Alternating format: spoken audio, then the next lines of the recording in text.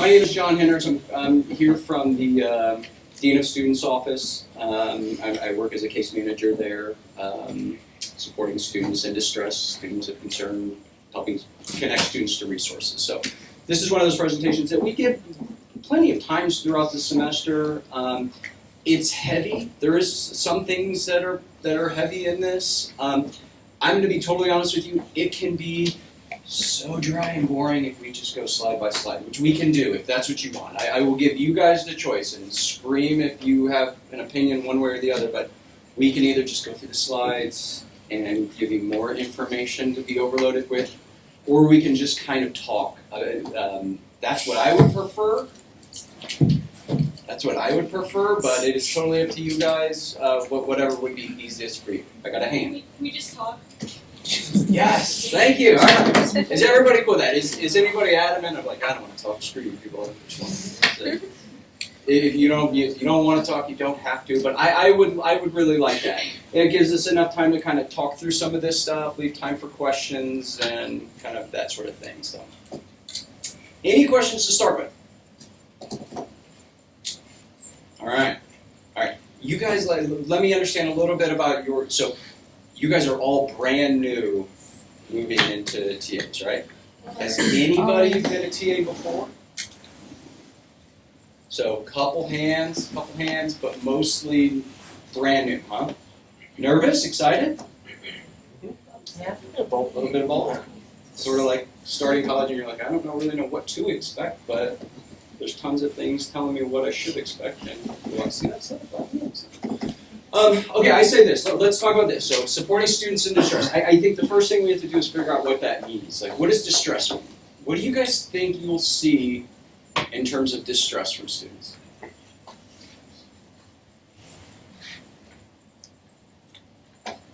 You can raise your hand if you want, or just scream. However you but yeah. Anxiety.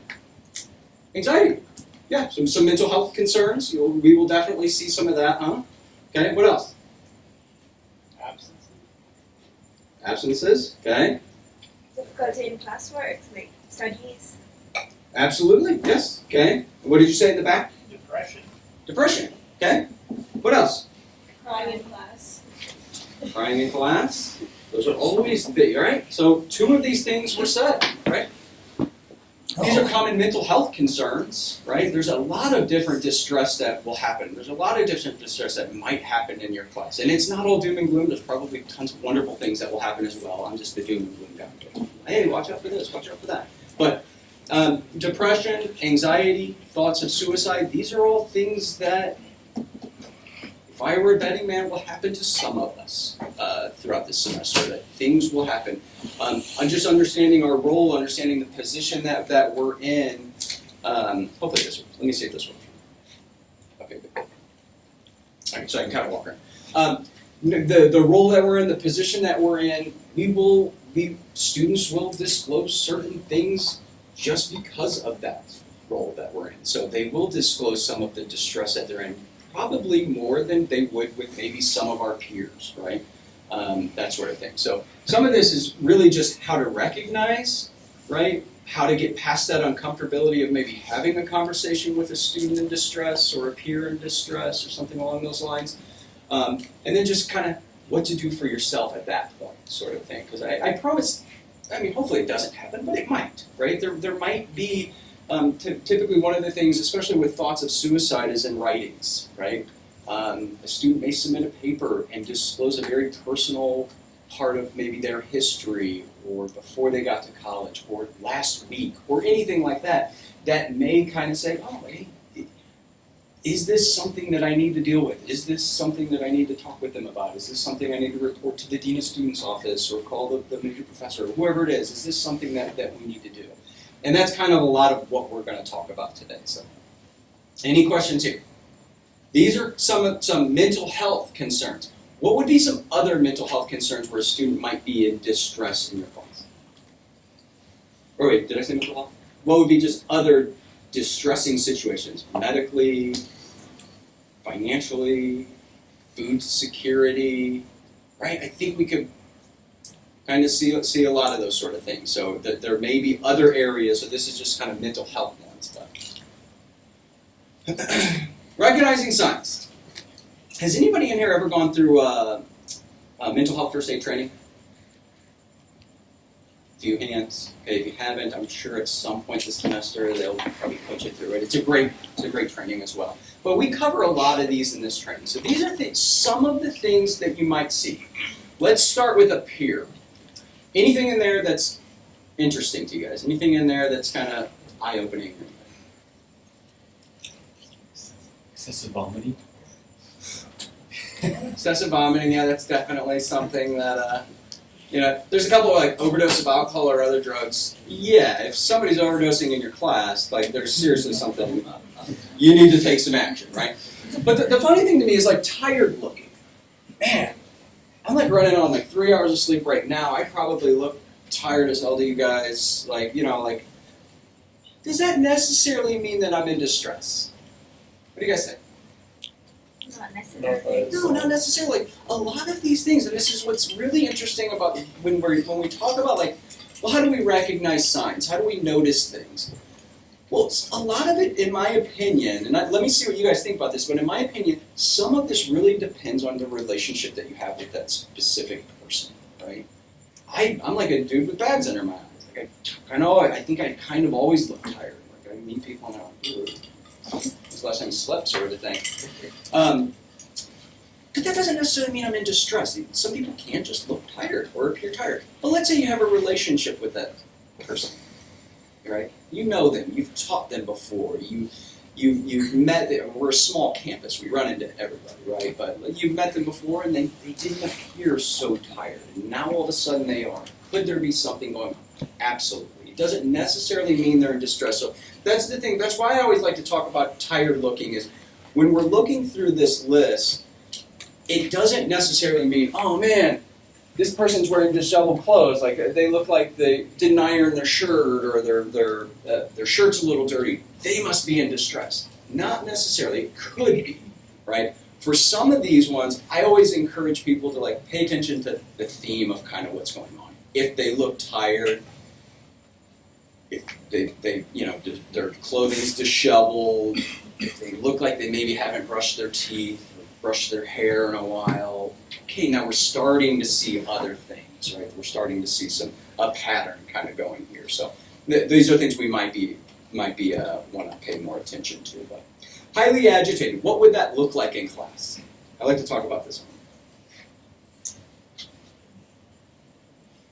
Bouncing your leg or like fiddling with your hand or something. Yeah. Any other examples? Sharp responses if you ask them a question. What do you mean? Sharp responses. Like current, short. They don't really want to interact. They try to keep out of the conversation. Yeah. What I see a lot is this, like, hey John, can you answer this question? Right, whatever, right? You're just like, oh my god, this is the worst thing ever, right? And sometimes if we have a relationship with that person, we may know, like, okay, they're not always like that. Something might be going on, sort of a thing. So, yeah, highly agitated. There's other things in here that I always like to talk about. So in the think, right, we're recognizing signs.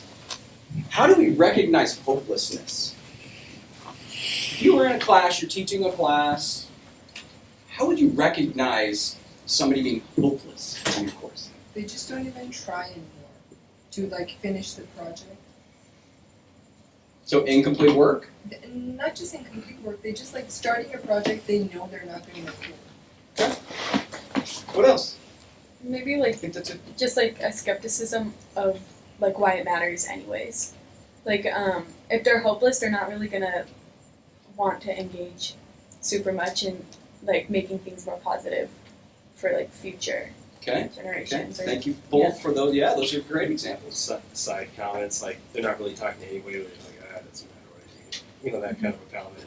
But they're not saying it to anybody in particular. It's kind of more just kind of Okay, absolutely. So just not fully bought in. yeah, Sort of thing. thing. They're there, present. They'll be comments like that. Yeah, it doesn't matter what I do. So you're just like a nihilist sort of a person, just whatever, life sucks, but that's what life is. I'm not super engaged, sort of a thing. I saw a hand back here. I was going to say, essentially all three of those things, they'll just tell you. those things in the same vein as what other people said. Yeah. Outright. Yeah. Say things off. If we could sum up this entire 30 minutes or 20 minutes or however long this goes, if we could sum up this entire training, you just said it. It's just listening to what's being said, what's being communicated to us, right? Here's the thing, and we're going to talk more and more about this as we go a little further, but so much of why this is even a training is because it's uncomfortable to have the conversation. Dude, you look tired. You don't look like you're taking care of yourself. What's going on? That's an uncomfortable conversation to have. The most uncomfortable conversation to have is, hey, you wrote in your paper something about some history of suicide. Are you thinking about killing yourself right now? That's something that's going on now. Like, having those conversations are really, really challenging. So what you just said is really the most important part. In our positions, in our roles as TAs, we have to be able to get past that uncomfortability and just have conversations about things. So when we start noticing these things, like, look, odd or erratic behavior.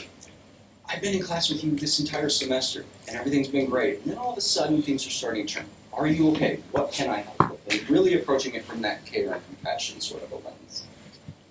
What do you guys think? Anything else on here you want to talk about?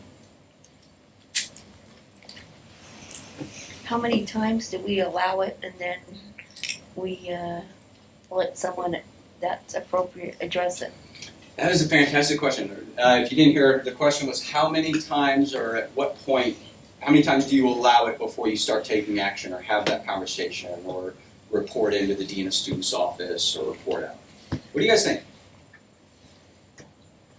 I think it depends on the context. Like, is it occurring, are there a lot of different things happening at once, or are you just seeing if they're just tired? That's like the time versus like they're tired and they're not turning in work and they're just So it depends on what kind of things you're noticing, sort of thing. Obviously, if we're noticing overdose of alcohol, difficulty breathing, if they're vomiting in your class, then yeah, it's things like, okay, I should probably call security right now, right? But if it's things like, hey, I'm tired looking, and look, and I don't know about you guys, but like increase, I think that's a self-blame, not elf-blame, but increasing self-blame or self-criticism. I know how I am with me, and I am always incredibly self-critical of myself, right? Like, I will get in bed tonight, and I will think of every one of these presentations, the words that I think I might have said or I might not have said, and I'll just stare at the ceiling and go, God, you're such a, whatever, right? But, like, is that necessarily, like, elevated for me? No, it's sort of the standard. That's kind of how I always am. I am very self-critical of myself. But so there are certain things where it does require a little bit of, to answer your question of, like, at what point do you step in? The relationship, right? It all depends on how well you know each other, how comfortable you are, that sort of thing. My advice for a short answer to that question is, when we're working with students in distress or anybody that you may have even a slightest concern about, it's probably better to report out than just say, I hope everything's okay, sort of thing. Chances are everything hopefully is fine. But it's probably better to report out and say, hey, these are some things that I've noticed. Not sure if it's a thing, but it could be. Right? Let's see, is there anything, saying they were hurt or kill themselves to others? Yeah, definitely something that could happen, and that you need to kind of immediate.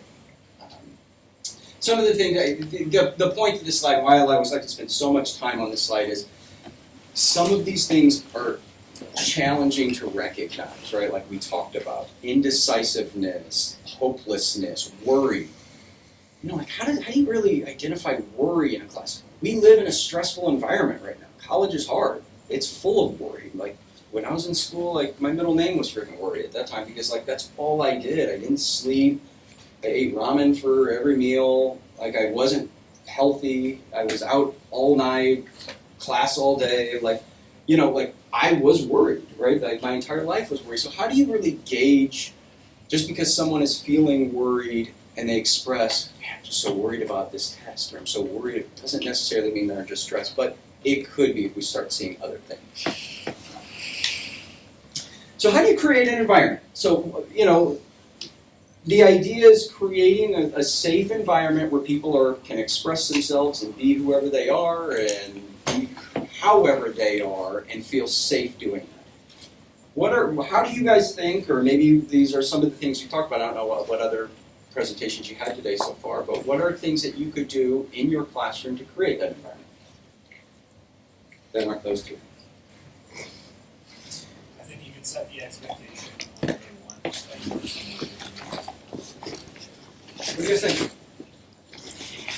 I think that's the best answer. Gold star for that guy. He gets to go home right with it. I'm just kidding. I don't have that power back. No, I think that's a fantastic answer. Setting that expectation early, right? I assume some of you have had some training today talking about, or at least getting into this, that you may be a TA for a peer. Somebody you know very well, somebody you know closely. It's hard to have those kind of dual roles. So my advice for dealing with any student in distress or any situation, creating that environment is be up front and be very, very, set those expectations up front. Rather than just assuming, oh man, you and I are buds, we're gonna be cool, you'll know what I'm saying, and you know what I mean, that sort of thing. And then all of a sudden you're like, dude, why'd you fail me on that test? Or, why are you doing what you're doing? I have my role, sort of thing. So I think creating an environment is incredibly important. We also know, and I think there's I can't talk down because that goes right into it. I don't know what I was gonna say, but creating an environment, that distracted me. Be intentional, communicate up front. I think those are incredibly important. Assume good intent. What does that mean? Don't assume that they're lying to you. If you're talking to them about this, you don't assume the worst. Yeah, thank you. Yeah. What else? Yes. Assume students are trying their best, unless you see otherwise. Have you guys ever known absolute thank you, yes. Have you guys ever known a burnt out sort of a professor? Just kind of seems like a jerk all the time. Aren't being helpful at all, kind of being a jerk. Has anybody not known? Raise your hand if you, well, don't raise your hand, but just in your mind, raise your hand or whatever. But I think that's like the worst thing that happens, as a teacher, as a professor, is like that burnout where we just all of a sudden assume everyone's trying to cheat the system. Oh, you don't have your paper done because of that. You're right. You're just lazy and out partying all night or whatever. That absolutely could be the case, but does it matter? For most students, does it and will it and should it matter? I don't think so, right? I think if they're late on an assignment, there's always dues that you pay for that, right? Hey, a couple points marked off or whatever, unless you had something else worked out. But I think assuming good intent helps build that relationship. If we walk into it always assuming someone's cheating us or someone's lying to us or, hey, they're just using their mental health as an excuse to get out of this team project or this or that, I don't think it's good for the student. I don't think it's good for us either. I think we become burnt out and just sort of angry and mad at that point, right? So I think walking in, I think always like the gentleman in the back said, up front, these are my expectations for the class, this is what I expect and this is what I want to see, and being on their side, right? Or that are it's not us versus them, it's not you versus your students. We're all in this together. We're all sharing this burden. So, and be intentional and communicate. We're going to talk a little bit more about what that looks like. And this is normally an hour-long presentation, so trying to get through this in 30 minutes and trying to go sort of fast here. So how to talk to a student of concern. This is kind of the next few slides are really the bulk of everything. But how to talk. Ask open-ended questions. We could probably spend 20 seconds talking about that. Everybody know what that means? What I just asked was not an open-ended question, right?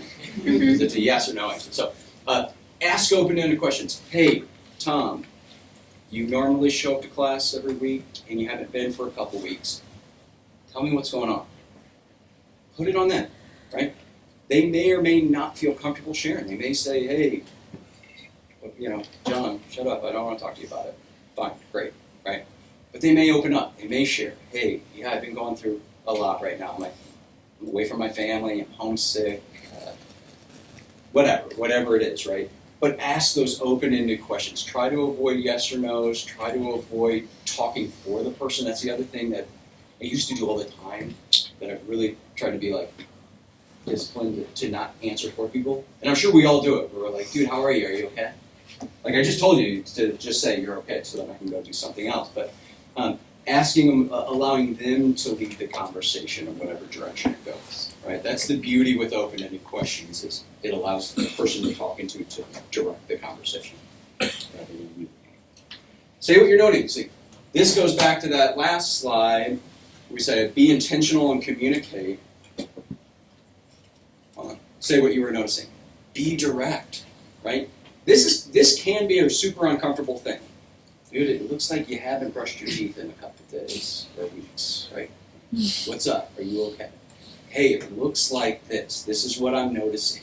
You used to be, for the first bit of class, for the first half of the semester, you turned everything on time. You participated in the class, like you were an active role here, and something's changed. This is what I've noticed. And let them then lead this conversation. What's going on? John, I've just had some other things, but hey, I'm talking to my counselor about it. I'm okay. I'm just going through the motions right now. Fine. What do you know at that point? If that were the conversation, we would know they're in distress. They're connected to a counselor. They're okay. They're at least showing up. That sort of thing. Maybe just be patient. Maybe be helpful. Accommodate. Try whatever kind of creative solutions we can at that point with them. And use reflective listening and talk about strengths. What does that mean? I want to spend a couple minutes talking about this, but not too long. What is reflective listening? Repeating what they said in your own words. Yeah. It's just reflecting exactly what they said. Hey, you said that you're homesick.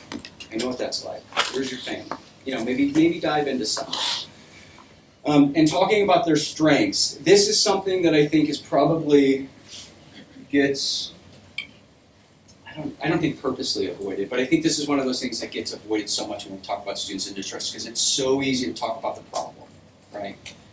Hey man, you haven't been showing up to class, right? Try focus, my advice would be, when we're talking with students in distress, try to focus on the things they're doing well. What is going on? Okay, you're halfway across the country, you're away from your family for your first time, you're lonely, you're full of anxiety, you don't feel like you have made many connections, you're here on campus, and you don't tend to... I could probably say raise your hands. I'm not going to ask you guys to do this, but I could probably say raise your hand if you've ever felt like you were the only one on campus who was lonely. And everyone else had this shit figured out, and you're the only one who doesn't. What the heck's wrong with you? Right? I would think most of us would raise our hand. I would. I spent the first half of my program thinking, what the heck? This dude's like social guys. I get to all the parties. He's doing good, great. Everything's going great for you, and I'm struggling. What the heck is wrong with me?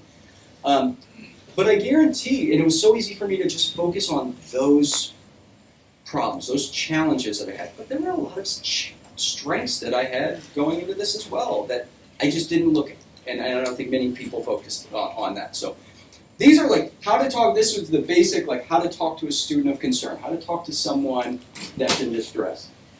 Ask open-ended questions. Let them lead the conversation. Don't force them to disclose anything or talk about anything, right? Even if you know that something is going on, don't force them to do that. Be direct and reflect it back to them and focus on some strengths.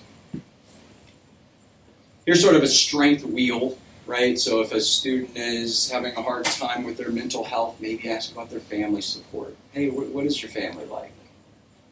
Oh, my mom is great. She wants to always come up and visit, or whatever, and try to focus on some of those other things. And it's not a way of distracting, but it's a way of kind of reframing really what's going on and reminding students that what we're going through is a hard time right now. So I have 5 minutes. We're going to get through Adam really, really quick. there's one that I always like to spend a lot more time on than the other. Adam is like an acronym sort of thing. A is acknowledge realities. These are the, if you forget everything else that we talked about, just don't forget this. A is acknowledge reality. When you're working with a student in distress or a student of concern, acknowledge their reality. Right? Just because it might be easy for you, or the transition to college or transition to the program may have been easy, doesn't mean it's easy for them. So acknowledge their reality. If they're saying, man, I don't know if I'm cut out for this, right? Acknowledge it. Be like, I know you feel that way. And it's not just one conversation. This has to happen over a period of time, right? I think that's one of the most important things is remember that you're in a role that it's not just all right, dude, you're good. See ya. All right, it's like, hey, how are you doing? Next time, check in. Try to remember things. And assess habits. What does that mean?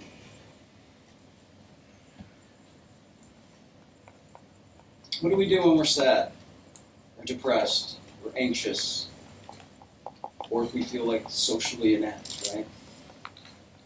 Well, some people tend to maybe drink more, right? The only way I can make friends is if we just go out to the bar. Let's go, man. And then all of a sudden, every night I'm at the bar. Instead of doing homework, I'm at the bar. I'm doing this. I'm doing that. I'm doing that. I'm building poor habits, right? Assess habits. What does your study habits look like, right?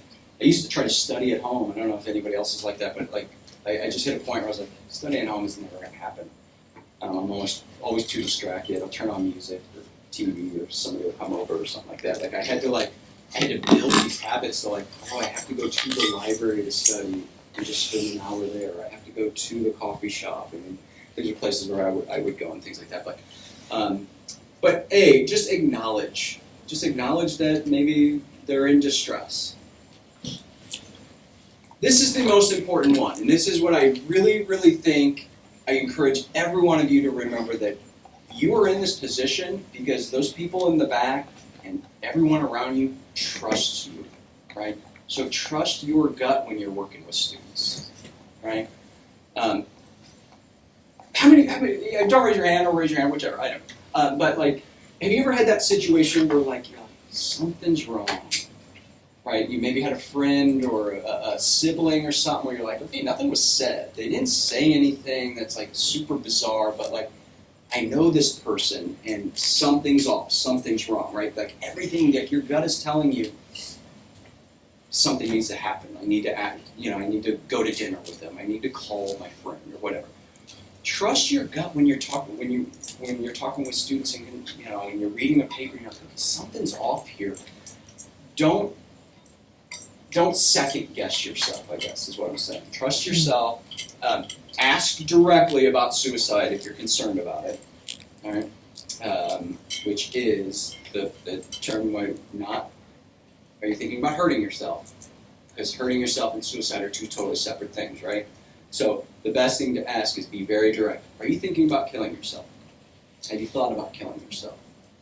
All right? If the answer is no, fantastic. If the answer is yes, my advice at that point, and we'll get to another slide here, I don't know how much time I'll have, but we'll get to another slide here that says at that point then maybe assess, how would you do it? Have you thought about that? Right? Those are uncomfortable questions. I totally acknowledge that. But put yourself in the other shoes, right? Let's say I was up here and I had been thinking about killing myself. And you said, John, are you thinking about killing yourself? Wouldn't that be kind of a relief knowing someone understands, someone is identifying that I'm struggling, sort of thing. So the point to that is it's not uncomfortable for the person you're asking. It's only uncomfortable for us asking the question. I promise you. I've asked that question billions. I've asked that question a lot. And it's only uncomfortable for me. For the other person that's being asked, it can be a relief that they can express themselves and be whoever they are at that point. So, ask directly. Vandal care. Who's familiar with vandal care? Raise your hand if you're not familiar with vandal care. Okay, vandal care. Please get familiar with it. really, really quickly, it is, if you Google U-Idaho Vandal Care, and I'll share out a link if I can, it's a way we can report students of concern, or we report students who are in distress, right?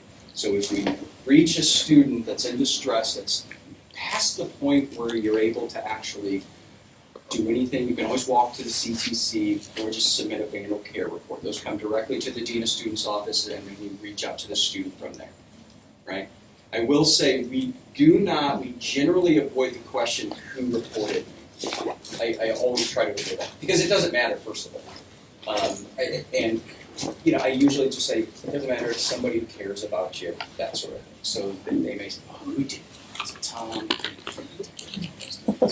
But I just avoid that. I try to just redirect that conversation, so you don't have to worry about, oh, they're going to know it's me. Although I will say this, if you do go that direction, and you file a Vandal Care report on a student, let them know. Say, look, I love you, I care about you, I want you to be okay. I'm going to submit a report over to the Dean of Students office, which means this dude named John will reach out to you and try to connect with you. You're not in trouble, nothing like that. He just wants to help and get you connected to resources.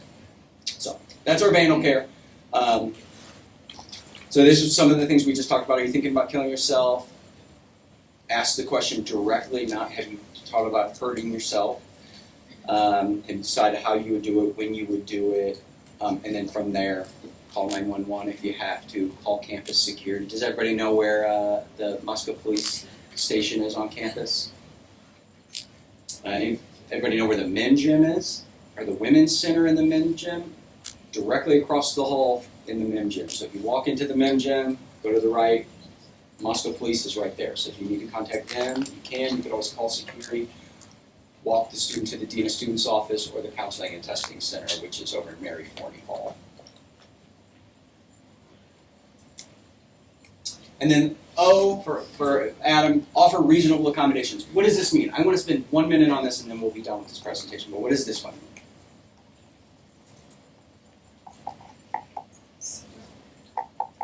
Perhaps if the students just, there's overburdened with a lot of things, perhaps allow them to extend the timeline for an assignment or something, or give them some time off from class or something. Exactly, thank you. Be creative as you can, being reasonable, but still being firm, right? I will share this story, and I always like to share this. When I was in grad school, my father got really, really sick, and it was super distracting, and I had a paper, I can't remember what the paper was about. I think it was about like adolescent development or something like that. It was a psych course, some kind of development course. And my father, who was 90 years old at the time, got super, super sick, and I went and saw him, and he was in the hospital, and his heart was operating at like 20%. It was like, the doctors were saying, hey, he's probably not going to last more than a couple weeks here, right? And I had to like try to write a paper on like adolescent development while I'm thinking about this stuff, right? The best thing, and I think it saved me from that semester, because if not, I probably would have withdrawn from the semester, but the best thing my professor did was he said, just write a paper on aging adults' development, like what happens at the end of life. He sort of redirected the paper to allow me to actually work through what I was going through and still fulfill the requirements for that paper. So I think that's what this means. When we talk about offer reasonable accommodations, be reasonable. Right? It says resource one-pager. We do see that from time to time with faculty is like, hey, if you can't do this, let's just do a one-page thing, turn something in. And then kind of follow up on reminders. If you do allow a little bit of flexibility of like, hey, let's do a different, paper or assignment or whatever. Just follow up on it and keep those deadlines going. Don't let it get lost in the shuffle. And then the last one, M, make yourself available. Hold office hours, be present. The only other thing that I would add to this is follow up with emails. I think we all know how frustrating it is when we email faculty and you're sitting waiting. Just respond already, right? You don't get a response, and 2 weeks later you get a response saying, yeah, thanks. Didn't answer my question. Yeah. I usually just swing by their cubicle the next day if that's the problem. Yeah. So make yourself available. Here's some resources. We can share this out too. There's one last thing that I was like, know what these are. I guess sales did really good in the first quarter, but I don't know. But that's really it. So some of this stuff will happen. You will work with students in distress. Trust your gut. Ask directly. Ask open-ended questions, and get them connected to the appropriate resources. Walk them to the Dean of Students office, or call me. I'm happy to come to your class and say, John, dude, there's this student in my class. He's really struggling right now. Can you come down? I am happy to walk to your classroom and pull him out and have a little conversation with them, and then walk him back to class or walk him over to the counseling center, whatever it is. But any questions? I know I totally went over. I'm so sorry. Yes. Hey, John. I'm trusting my gut right now that I've been trying to get a room available here so long, and it's been not working. And if you would be so kind, like just telling to those these people, like if they have room apartment or something, that would be so. I will try my hardest. Okay. Housing is overbooked right now. We're putting people over in the hotel across the street from campus right now because All right. we're overbooked. But send me an email. Okay. John Henrich. Send me an email, share your name, and I'll call housing and check on it. All right. Thank you. I want to ask, are we mandatory borrowers if someone says they have thoughts of self-harm or not? What do you guys think? Just want to make sure. We have all else report. If you have to question, my rule of thumb is always, if you have to question it, report. Hey, John, this happened. I don't know, I'm kind of on the fence. I'm just reporting it anyway, sort of a thing. OCRI, Dean of Students Office, the great thing about the way our system is set up, this is the last thing I'll say unless there's other questions, but the great thing the way our system is set up is I work off of the same system OCRI does, I work off of the same system our conduct office does, so if you're meeting with a student that has plagiarism or they disclose a sexual assault or suicidal ideations or something, you can report it any of those places, and even if it's the wrong place, even if you submit it to conduct and it's supposed to go to me, we just shift things around. So, one last question, yeah. Can you tell us your contact information one more time? Like, Yes. John Henrich. My email is jhennrich@UIDA. And I'm just upstairs on the second floor. And I will leave this pie chart for you guys to see about sales. Sales are important.